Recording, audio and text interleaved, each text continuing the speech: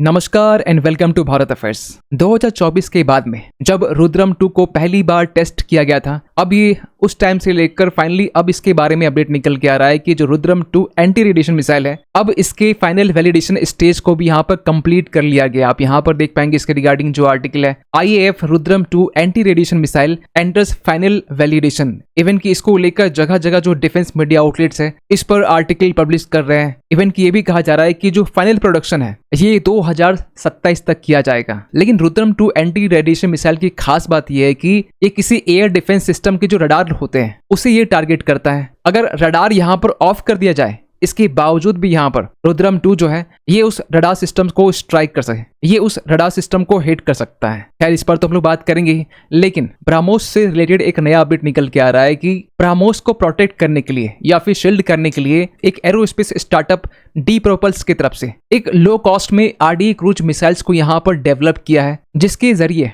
हम लोग अपने ब्रह्मोस मिसाइल्स को शील्ड भी कर सकते हैं और दुश्मन के जो एयर डिफेंस सिस्टम है उसमें लगा जो उसका इंटरसेप्टर है वो भी हम लोग एग्जॉस्ट कर सकते हैं इस स्ट्रेटजी के साथ में। क्या ये स्ट्रेटजी है, इन्हीं सब चीजों को लेकर हम लोग इस वीडियो में डिटेल से बात करने वाले, लेकिन बात करते शुरुआत से। तो अगर पहले रुद्रम 2 को लेकर बात करें तो रुद्रम 2 जो मिसाइल है ये अब अपने फाइनल वैलिडेशन ट्रायल में ये एंटर हो चुका है। और जब ये मिसाइल्स को पहली बार मई 2024 के टाइम में टेस्ट किया गया था, जो कि एक एंटी रेडिएशन मिसाइल है, उस टाइम राजनाथ सिंह जी की तरफ से भी ये कहा गया था कि ये फोर्स मल्टीप्लायर यहाँ पर रहने वाला है। आप यहाँ पर भी देख पाएंगे रक्षा मंत्री RMO की तरफ से ये कहा जा रहा है कि the DRDO has successfully flight tested the Rudram 2 air to surface missile from Sukhoi 30 Mark 1 platform, जिसे उड़ीसा के कोस्ट से यहाँ पर टेस्ट किया गया था। और फाइनली अब 2026 में इसकी जो फाइनल वैलिडेशन है इसके ट्रायल्स को यहाँ पर कर लिया गया है, जहाँ ये कहा जा रहा है कि इसकी जो फाइनल ट्यूनिंग गाइडेंस है इसे भी कंप्लीट कर लिया गया है। जो प्रोपल्सन है, जो सीकर परफॉर्मेंस है, जो सुखोई 30 Mark 1 है,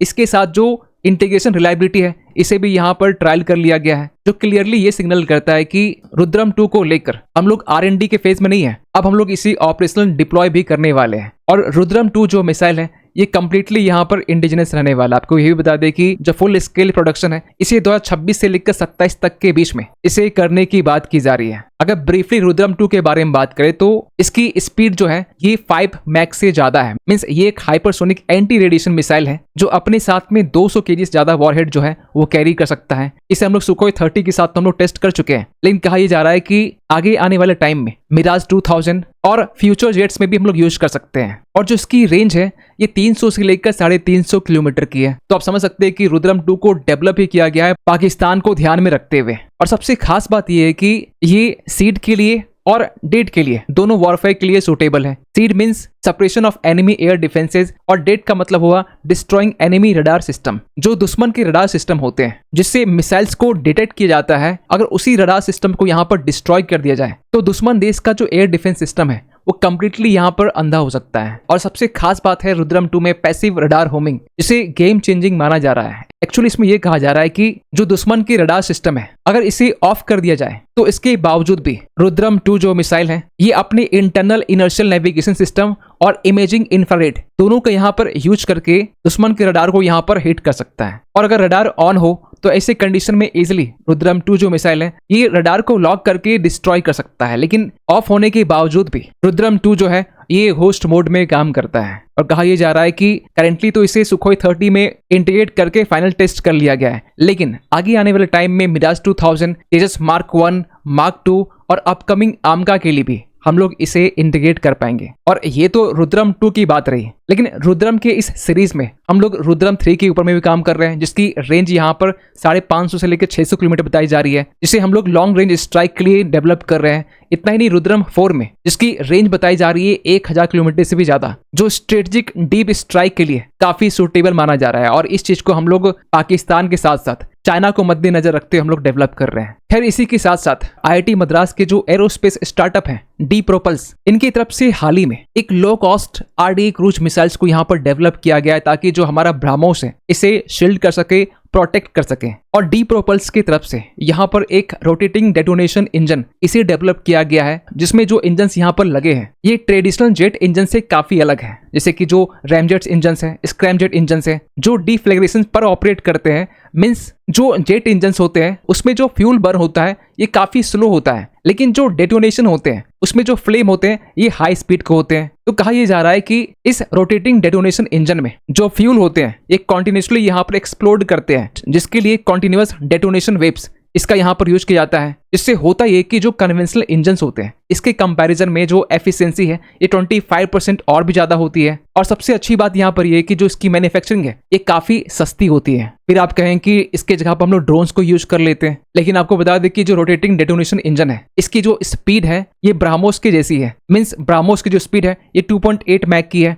तो कहा यह जा रहा है कि इस रोटेटिंग डेटोनेशन जो इंजन है इसकी स्पीड यहाँ पर मैक 3 से लेकर मैक 5 तक की है। फिर अगर आपका सवाल ये रहता है कि ये काम कैसे करता है और इसे डेवलप करने के पीछे रीजन क्या है, देखिए एक ब्राह्मोस मिसाइल की जो कीमत है ये करीब करीब $5 मिलियन के अराउंड में है। और अगर हम लोग इतना कॉस्टली मिसाइल पाकिस्तान के अगेंस्ट यूज करते हैं तो हो सकता है कि पाकिस्तान अपने एयर डिफेंस सिस्टम के जरिए जिस इंटरसेप्टर्स के यहाँ पर यूज किया जा रहा है ये ब्राह्मोस से भी सस्ता होगा। तो ऐसे कंडीशन में डी प्रोपल्स ने यहाँ पर ये सोचा कि पहले हम लोग ब्राह्मोस से स्ट्राइक नहीं करेंगे, पहले हम लोग स्वॉर्म अटैक करेंगे सस्ते RDA मिसाइल से जो लार्ज नंबर्स में होंगे, जिससे होगा ये कि जो दुश्मन की रडार है, जो ट्रैकिंग है, जो इंटरसेप्शन सिस्टम है, इसे ओवरवेम कर दिया जाएगा। और ये जो RDA मिसाइल्स है ना ये एक तरह का डिकॉय की तरह काम करने वाला है। डिकॉय मींस जो ब्राह्मोस मिसाइल्स है इसकी रेप्लिका की तरह काम करने वाला है। तो यहाँ पर दुश्मन को ये लग सकता है कि ये जो मिसाइल्स भारत से आ रहे हैं ये ब्राह्मोस मिसाइल्स हैं और इसको लेकर मिलियंस ऑफ डॉलर की जो इंटरसेप्टर्स है वो यहाँ पर पाकिस्तान यूज करेगा। और जब एक टाइम के बाद में जो इनके इंटरसेप्टर है जब रन आउट हो जाएंगे तब यहाँ पर एंट्री होगी ब्राह्मोस मिसाइल्स की, तब हम लोग यहाँ पर लॉन्च करेंगे ब्राह्मोस पाकिस्तान के अगेंस्ट में। अब इससे होगा ये कि ब्राह्मोस मिसाइल्स को इंटरसेप्ट करने के लिए जो इंटरसेप्टर्स है ये काफी कम अवेलेबल होंगे पाकिस्तान के पास में, जिससे टारगेट को हिट करने की जो प्रोबेबिलिटी है ये काफी ज्यादा यहाँ पर रहने वाली है। और रही बात गेम चेंजर की, तो इसे गेम चेंजर इसलिए भी कहा जा रहा है कि इस RDA मिसाइल्स के जरिए ब्राह्मोस को तो प्रोडक्शन मिलेगा ही, लेकिन जो ब्राह्मोस की इफेक्टिवनेस है इससे और भी ज्यादा यहाँ पर इंप्रूव होती है। क्योंकि हम लोग पहले भी कह चुके हैं कि ऑपरेशन सिंदूर जो है ये फिलहाल अभी पॉज है, कभी भी वॉर यहाँ पर स्टार्ट हो सकती है। और रही बात ब्राह्मोस की, हाल ही में लखनऊ फैसिलिटी से ब्राह्मोस का जो पहला बैच है इसे आर्मी को डिलीवर कर दिया गया है, जिसमें कहा जा रहा है कि 4 के आसपास में ब्राह्मोस मिसाइल है। इसी बीच में यह भी अपडेट सुनने को मिला कि पाकिस्तान ने भी अपने subsonic Taimur anti ship missiles को यहाँ पर टेस्ट कर लिया है, जिसकी रेंज बताई जा रही है 600 किलोमीटर की। वैसे कुछ चैनल वाले इसे भारत के ब्राह्मोस से भी कंपेयर कर रहे थे। खैर जो भी हो, भारत के ब्राह्मोस से आज के टाइम में चाइना भी कंसर्न है, क्योंकि आज के टाइम में फिलीपींस के पास भी भारत का ब्राह्मोस मिसाइल है। और रिसेंटली फिलीपींस की तरफ से अपने एक्सरसाइज बालिकतन के जरिए ब्राह्मोस मिसाइल्स को इंडो पैसिफिक ओशन में पावर प्ले भी किया है। इसको लेकर चाइना काफी चिंतित में है। लेकिन रुद्रम 2 के साथ साथ जो RDA मिसाइल्स है जिसे डी प्रोपल्सन डेवलप किया है, इसके आने के बाद में जो फिलीपींस है जो ऑलरेडी ब्राह्मोस को यहाँ पर यूज कर रहा है, आगे आने वाले टाइम में RDA मिसाइल्स को लेकर भी यहाँ पर डील कर सकता है। खैर आपका सोचते पूरे अपडेट को लेकर कमेंट कीजिएगा। मिलते किसी अगले वीडियो में, तब तक के लिए थैंक यू सो मच।